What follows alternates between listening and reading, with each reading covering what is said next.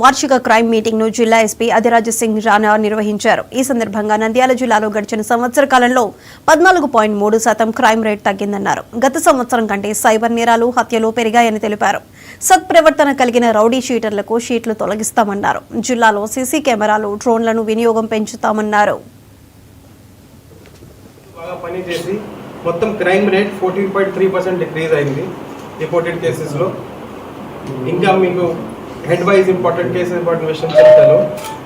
దాంట్లో murder for gain మనకి last ఇయర్తో కంపారిజన్ చేస్తే ఒక్క కేసు రిపోర్ట్ అయింది. దాంట్లో కూడా వెంటనే మన డిటెక్షన్ చేసాము, రికవరీ కూడా అయింది.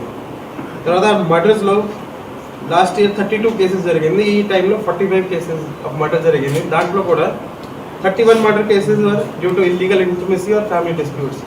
ప్రతి ఒక్క కేసులో మనం టెక్నికల్ ఎవిడెన్స్ తీసుకొని వెంటనే అరెస్ట్ చేసి ఛార్జ్షీట్ వేయడం అన్నీ ప్రొఫెషనల్గా చేసాము.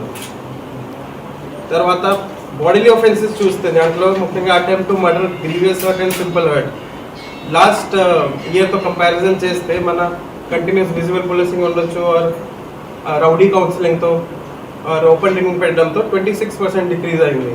భాగంగా దీంట్లో అటెంప్ట్ టు మర్డర్లో